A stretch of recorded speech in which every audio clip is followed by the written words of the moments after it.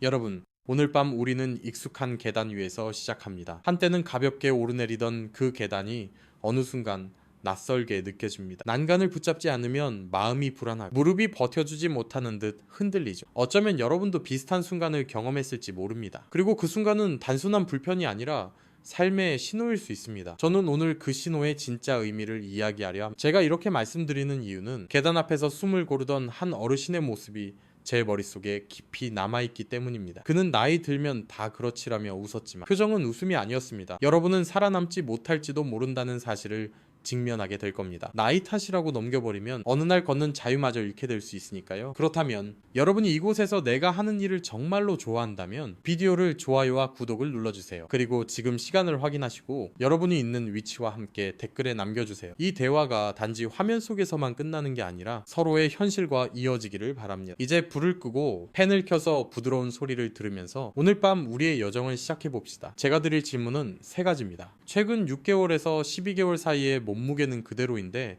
팔과 다리가 가늘어진 느낌을 받으신 적이 있나요? 계단을 오르는데 한층만 올라가도 숨이 차서 난간을 찾게 되나요? 혹은 10초 안에 의자에서 5번 일어나 안기를 해보았을 때 버겁게 느껴진 적은 없으신가요? 하나라도 해당된다면 그것은 단순한 나이듦이 아니라 근육 감소증이라는 은밀한 그림자가 다가온 신호일 수 있습니다. 저는 병원에서 매일 수많은 시니어 환자분들을 만나며 이 장면을 반복해서 봅니다. 처음엔 단순히 힘이 빠졌다고 오시는 분들인데 검사를 해보면 놀라울 만큼 근육량이 줄어있죠. 근육은 눈에 잘 보이지 않는 도둑처럼 서서히 사라집니다. 사람들은 살이 빠졌다고 착각하지만 사실은 근육이 줄어드는 것입니다. 무게는 그대로인데 옷이 헐렁해진 이유가 바로 여기에 있습니다. 한 어르신은 이렇게 말씀하셨습니다. 의자에서 일어나려는데 2번, 3번씩 힘을 줘야 일어날 수 있더라고요. 젊을 땐 한 번에 휙 일어났는데 그때 저는 마음속에서 묵직한 공포를 느꼈습니다. 작은 불편이 결국 독립을 잃게 하는 시작점이라는 사실을 알았기 때문입니다.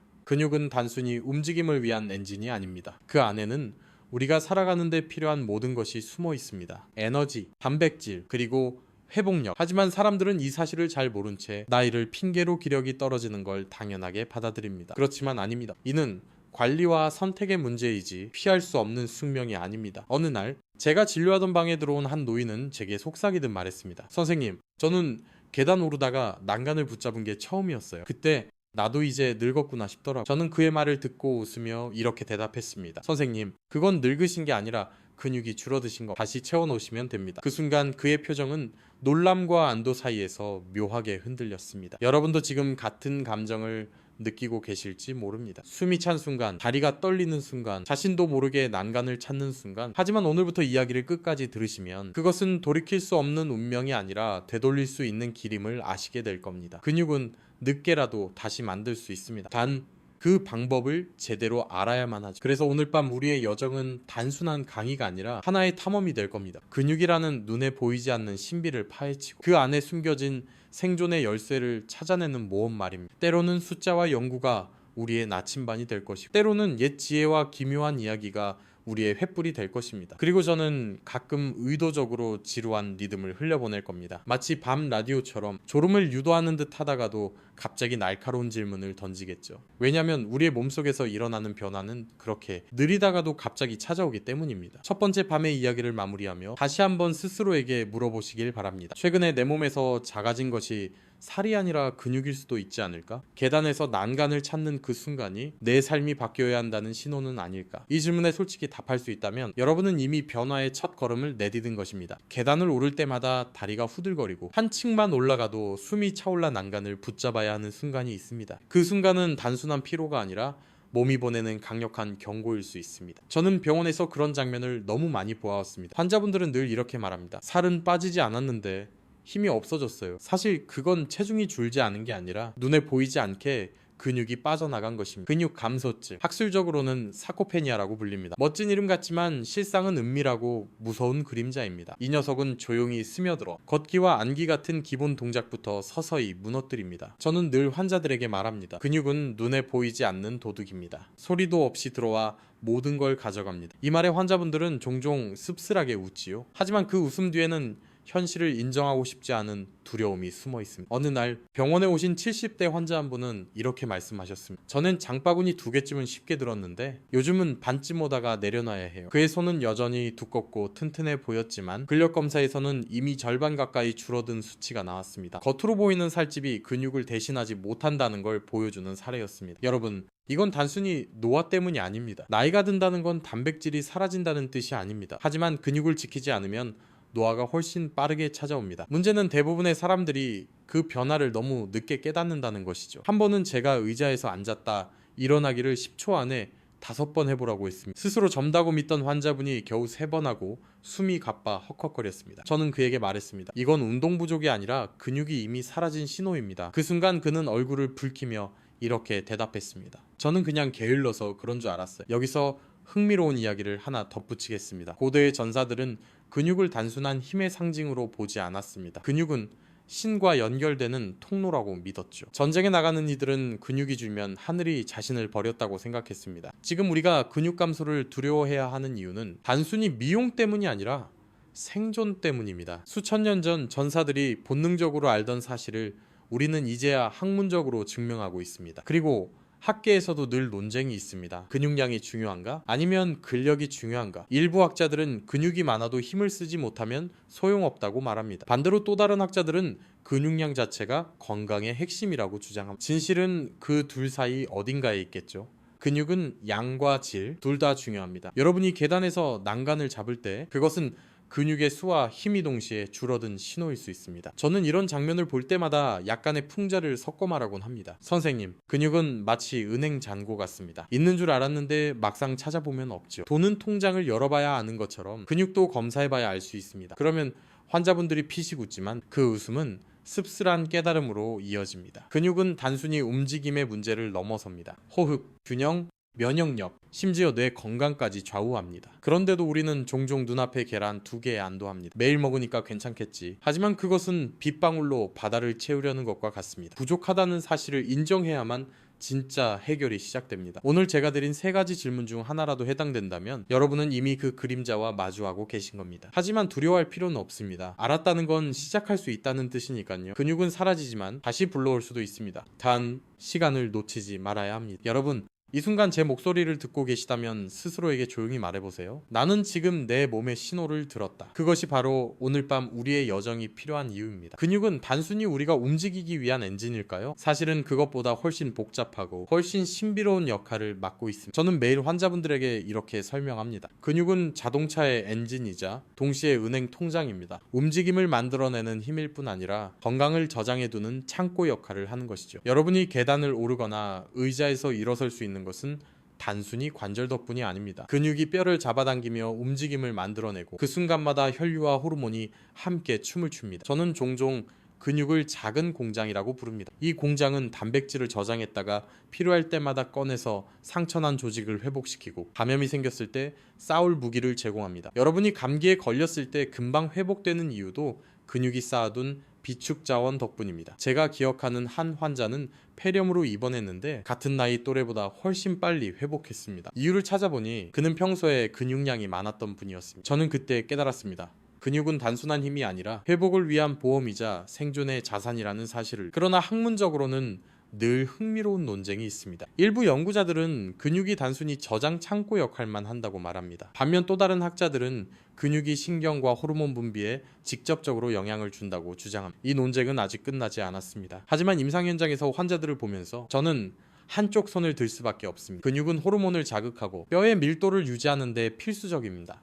단순한 저장 공간이라고 축소할 수 없는 이유입니다. 여러분은 혹시 이런 이야기를 들어보셨나요? 근육이 줄어든 노인의 경우 감염이 생겼을 때 사망률이 높아진다는 연구 결과가 있습니다. 반대로 근육량이 풍부한 사람은 질병이 와도 더 빨리 회복합니다. 저는 이것을 근육의 방패라고 부릅니다. 우리 몸은 평생 동안 수많은 공격을 받는데 근육은 그 공격을 막아내는 가장 든든한 방패인 셈입니다. 여기서 조금 기묘한 이야기를 덧붙이겠습니다. 고대 전사들이 근육을 단순한 힘의 상징이 아니라 신성한 존재로 숭배했다는 기록이 있습니다. 일부 부족에서는 근육이 신의 언어라고 믿었고 심지어 근육의 힘을 신에게 바치는 의식을 치르기도 했습니다. 지금의 우리는 과학을 말하지만 어쩌면 그들은 본능적으로 근육이 생존의 핵심이라는 걸 알았던 것이 아닐까요? 제가 만난 또 다른 어르신의 사례를 이야기해 드리겠습니다. 그는 오랫동안 병상에 누워 계셨습니다. 하지만 꾸준히 근육을 지켜왔던 덕분에 다른 환자들보다 훨씬 빨리 재활을 마치고 다시 걸을 수 있었습니다. 저는 그에게 농담처럼 말했습니다. 선생님, 근육이야말로 은행 예금이 아니라 비상금입니다. 쓰려고 하면 사라지지만 쌓아두면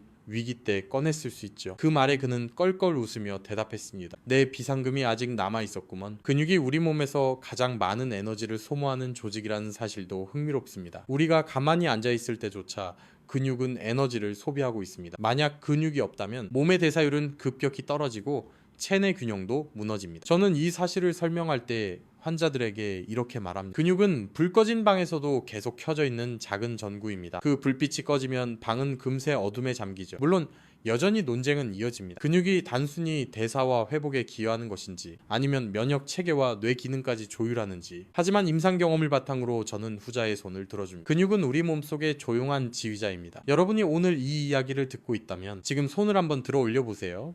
팔이 쉽게 올라가지 않는다면 그것이 바로 근육이 줄었다는 신호입니다. 그러나 절망할 필요는 없습니다. 신호를 들었으니 이제 대책을 세울 수 있습니다. 이 여정에서 저는 근육을 지키는 방법을 차근차근 알려드릴 겁니다. 오늘 밤 여러분의 몸속에서 일어나는 이 신비한 공장의 이야기를 들으면서 스스로에게 한 번 더 물어보세요. 내 몸의 방패는 아직 단단한가? 아니면 조금씩 무너지고 있지는 않아? 그 대답은 여러분의 내일을 바꿀 수 있습니다. 근육은 시간이 지나면서 어떻게 변할까요? 우리는 흔히 나이를 먹는다는 것을 주름이나 머리카락의 색으로만 판단합니다. 하지만 더 근본적인 변화는 눈에 보이지 않는 곳에서 바로 근육 속에서 일어납니다. 저는 이 과정을 마치 오래된 시계의 태엽이 조금씩 느슨해지는 것에 비유합니다. 겉으론 여전히 작동하지만 어느 순간 갑자기 멈추는 날이 오는 것이죠. 연구 결과에 따르면 30세 이후부터 근육은 매년 약 0.5%씩 줄어듭니다. 여러분은 아마 그 정도야 괜찮지 않나라고 생각할지도 모릅니다. 하지만 이 미세한 차이가 수십 년을 쌓이면 엄청난 간극이 됩니다. 50세가 지나면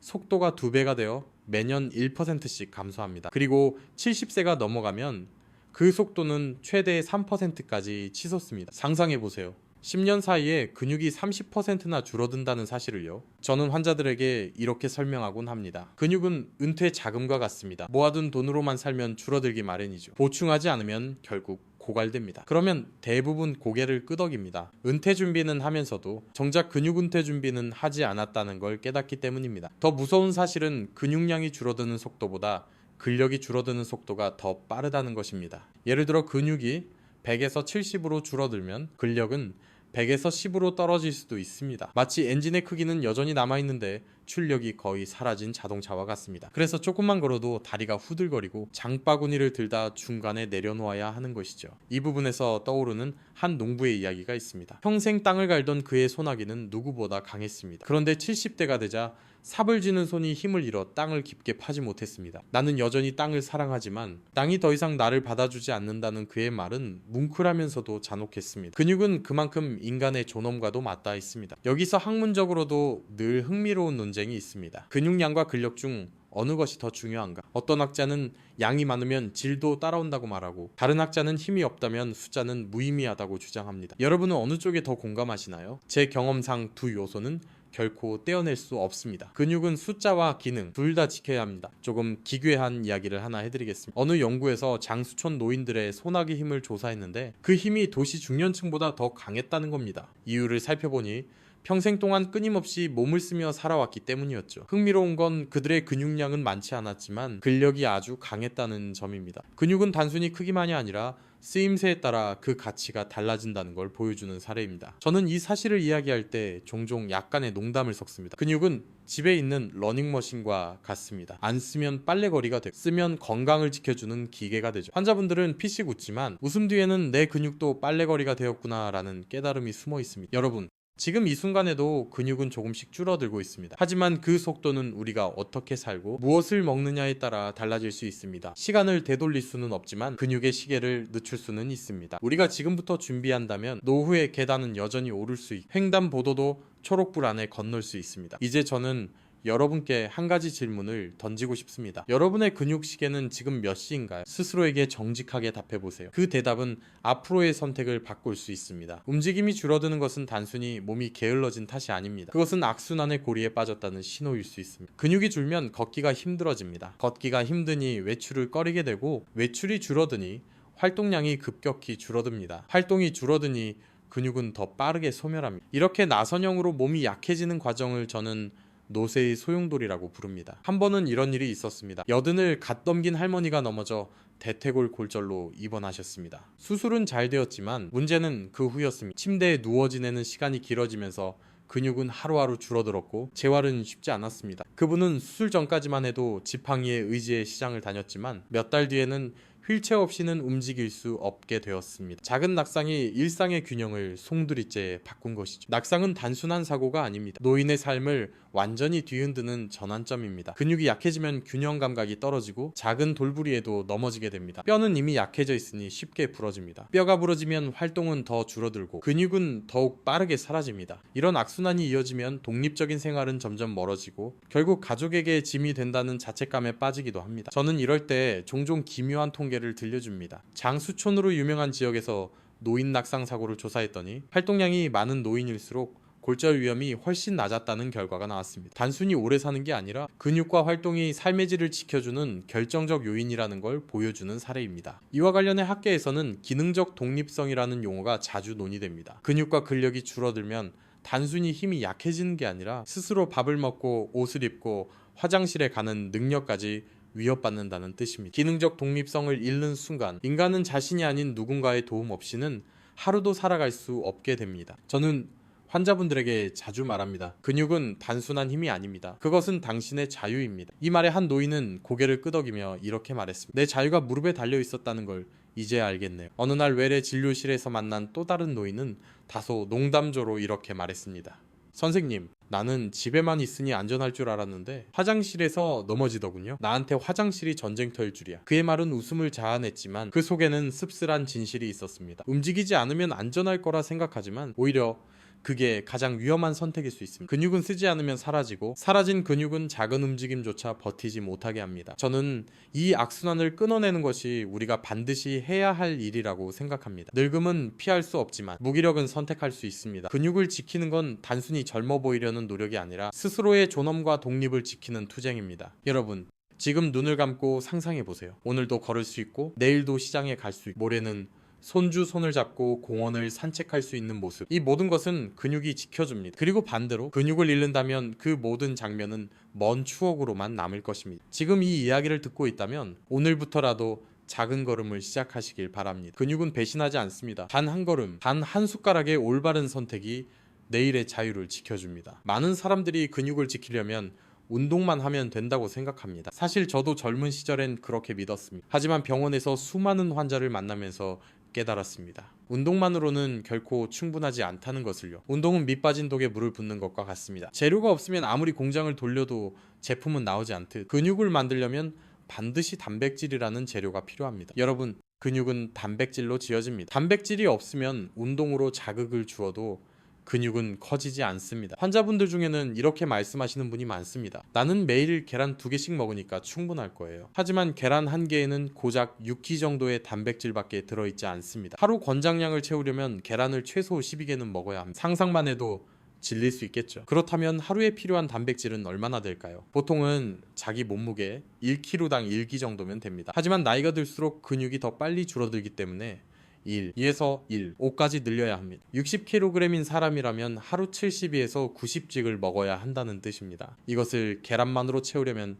정말 힘든 일이 됩니다. 그렇기 때문에 식단의 다양성이 중요합니다. 한 번은 이런 일이 있었습니다. 운동을 열심히 하던 50대 남성이 있었습니다. 그는 매일 아침마다 공원에서 달리기를 했지만 몇 년이 지나도 근육량은 늘지 않았습니다. 이유를 조사해보니 식단의 단백질이 현저히 부족했습니다. 저는 그에게 단백질 섭취를 늘리라고 조언했고 불과 2달 만에 그의 근육량은 눈에 띄게 증가했습니다. 그는 저에게 농담처럼 이렇게 말했습니다. 운동은 마치 공사장 같았네요. 근데 벽돌이 없으니 집이 안 지어졌던 겁니다. 흥미로운 건 학계에서도 여전히 단백질 권장량에 대한 논쟁이 있다는 점입니다. 일부 학자들은 일반적인 식사로도 충분하다고 주장합니다. 하지만 노인의학을 전공한 전문가들은 목소리를 높입니다.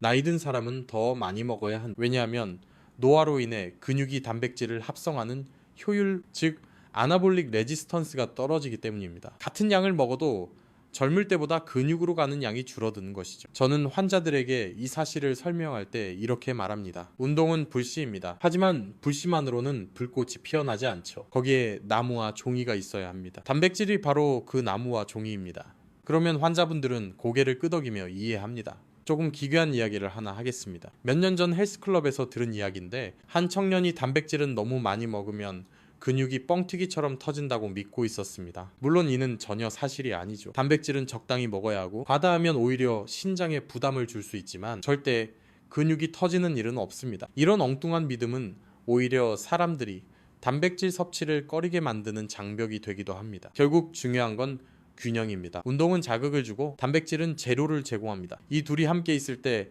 근육 공장은 제대로 돌아갑니다. 그 균형을 맞추지 못하면 아무리 노력해도 성과는 보이지 않습니다. 여러분, 오늘 저녁 식탁을 떠올려 보세요. 거기에 단백질이 충분히 있었나요? 아니면 밥과 반찬 몇 가지로 대충 채워졌나요? 근육은 기다려주지 않습니다. 매일 조금씩 사라집니다. 하지만 오늘 단백질을 의식적으로 챙기는 순간 내일의 근육은 지켜질 수 있습니다. 저는 오늘부터 단백질을 채우는 여정을 시작할 때 꼭 소개하는 음식이 있습니다. 바로 부어채, 즉 말린 명태입니다. 많은 사람들이 이 단순한 건어물이 근육 건강의 보물창고라는 사실을 잘 모릅니다. 계란 한 개에 단백질이 약 6지 들어있는데 부어채 100g에는 무려 77개의 단백질이 들어있습니다. 숫자로만 비교해도 12배 이상이죠. 그야말로 단백질 폭탄이라 부를 만합니다. 이런 질문을 받기도 합니다. 어떻게 그렇게 많은 단백질이 들어있는 거예요? 답은 간단합니다. 명태를 말리는 과정에서 수분이 줄어들면서 단백질이 농축되기 때문입니다. 게다가 부어채는 황태와 달리 소금에 절이지 않아서 나트륨이 적습니다. 덕분에 고혈압이나 신장질환이 있는 분들도 부담 없이 먹을 수 있습니다. 특히 주목할 점은 류신이라는 아미노산입니다. 류신은 단백질을 만드는 재료이면서 동시에 스위치를 켜는 역할을 합니다. 마치 공장의 기계와 노동자가 다 준비되어 있어도 전원이 켜지지 않으면 생산이 시작되지 않는 것처럼요. 류신이 바로 그 전원 스위치입니다. 부어채에는 이 류신이 풍부하게 들어있습니다. 제가 진료하던 한 환자는 매번 피곤함을 호소했습니다. 그런데 알고 보니 단백질을 충분히 섭취하지 않았습니다. 제가 부어채 달걀국을 추천해 드렸더니 한 달 뒤 다시 오셨을 때 표정이 확 달라져 있었습니다. 선생님, 이제 아침마다 계단 올라가는 게 훨씬 수월해졌어요 라며 활짝 웃으셨죠. 음식 하나가 삶의 무게를 이렇게 바꿀 수 있다는 사실에 저 역시 감탄했습니다. 부어채를 요리할 때 주의할 점이 있습니다. 너무 세게 조리하지 말고 물에 잠시 불려서 부드럽게 만든 뒤 사용해야 합니다. 그래야 소화 흡수가 잘 됩니다. 예를 들어 아침에 부어채 달걀국을 끓여 드시면 속도 편하고 단백질도 든든히 보충됩니다. 작은 팁을 드리자면 달걀을 함께 넣는 게 좋습니다. 달걀에는 부어채에 부족한 비타민 D가 들어있어 근육 기능 유지와 단백질 합성을 촉진하기 때문입니다. 두 식품이 만나면 소화 흡수율도 훨씬 좋아집니다. 또 다른 활용법으로는 부어채를 잘게 찢어 두부나 채소와 무쳐 드시는 것도 좋습니다. 씹는 부담이 적고 간단한 간식처럼 즐길 수 있습니다. 저는 종종 환자들에게 이렇게 농담합니다. 부어채는 술안주가 아니라 근육안주입니다. 그러면 다들 피식 웃으면서도 집에 가서 꼭 사 먹어야겠다고 합니다. 이쯤에서 약간 기묘한 이야기를 하나 꺼내보겠습니다. 조선시대 기록을 보면 부어채는 양반의 집에서도 귀하게 쓰였다고 합니다. 겨울철 영양 보충제로 사용되었는데 심지어 임금에게 진상되기도 했습니다. 그만큼 귀하고 중요한 단백질 공급원이었던 것이죠. 지금 우리가 건강식품으로 다시 주목하는 건 어쩌면 오래된 지혜를 되찾는 일일지도 모릅니다. 학계에서도 류신의 역할은 늘 논쟁거리입니다.